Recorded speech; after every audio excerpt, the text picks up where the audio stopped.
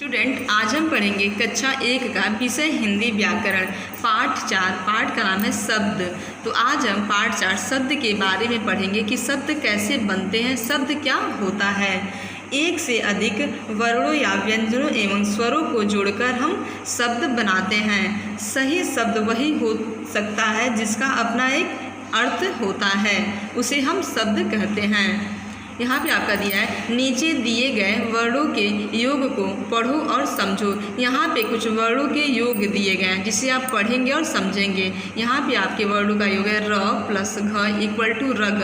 तो यहाँ पे वर्णों का योग है और रग है, तो क्या रग का अर्थ कोई नहीं निकल रहा, क्योंकि यहाँ पे वर्णों का योग सही क्रम में नहीं है। फिर आपका यहाँ पे दूसरा दिया है त प्लस ल प्लस बड़ी की मात्रा प्लस छोटी की मात्रा प्लस त इक्वल टू तलिति।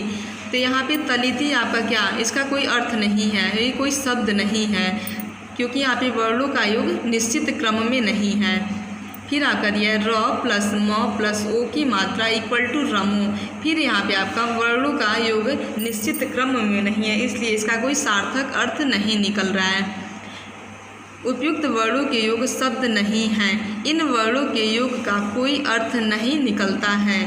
अब वर्णों के क्रम बदलने पर यहाँ पे आप चित्र देख रहे हैं घर का, तितली का और मोर का। तो यहाँ पे आपका वर्णों का क्रम बदल दिया गया है, जैसे है घ प्लस र इक्वल टू घर। तो यहाँ पे वर्णों का क्रम आपका निश्चित क्रम में है, सही क्रम में है, तो इसलिए इसका सार्थक अर्थ निकल रहा है घर। ये घर आपका क्या है, शब्द है। फिर आपके यहाँ पे त प्लस बड़ी की छोटी की मात्रा प्लस त प्लस ल प्लस बड़ी की मात्रा इक्वल टू तितली। तो यहाँ पे वर्णों का क्रम निश्चित क्रम में है, तो इसलिए यहाँ पे सार्थक शब्द क्या निकल रहा है, तितली।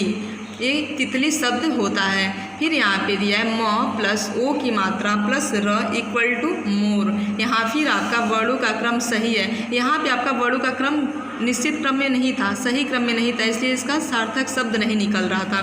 फिर आपका यहाँ पे वर्णों का क्रम सही है, इसलिए यहाँ पे सार्थक शब्द निकल रहा है मोर। तो आइए हम आपको कुछ कॉपी में दूसरा शब्द दिखा रहे हैं, बता रहे हैं। हम आपको यहाँ पे शब्द दे रहे हैं ह प्लस ल प्लस म इक्वल टू हलम। ये आपका क्या है, ये यहाँ पे वर्ड आपका निश्चित क्रम में नहीं है, इसलिए इसका शब्द सार्थक नहीं निकल रहा है। हलम आपका कोई शब्द नहीं होता है। अगर इसी को हम निश्चित वर्णों का अगर निश्चित क्रम में रखेंगे, म प्लस ह प्लस ल इक्वल टू महल, तो ये आपका क्या हो जाएगा, यहाँ पे वर्णों का क्रम निश्चित क्रम में है, तो ये आपका सार्थक शब्द निकल रहा है महल। फिर आपका दूसरा शब्द बता रहे हैं ल प्लस ज इक्वल टू लज। ये आपका क्या है, वर्णों का क्रम निश्चित क्रम में नहीं है, तो ये आपका सार्थक शब्द नहीं है।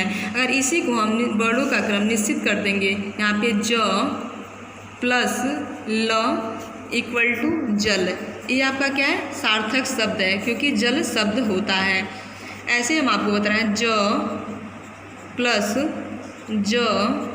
प्लस ह प्लस आ की मात्रा इक्वल टू जजहा।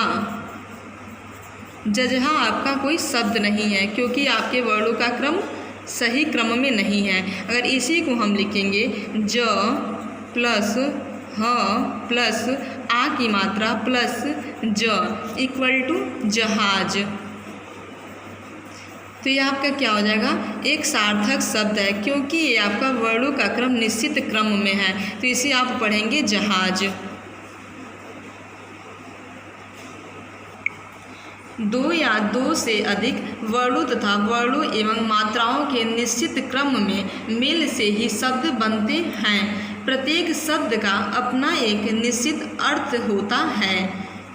यहाँ पे आपके दिया कुछ अन्य शब्दों को जाने। यहाँ पे आपका चित्र दिया सूरज, फूल का, पेड़ का, महल का और चिड़िया का। यहाँ आपका शब्द है सूरज, फूल, पेड़, महल, चिड़िया। तो ये आपका क्या है, निश्चित अर्थ निकल रहा है, ये आपका सार्थक शब्द है।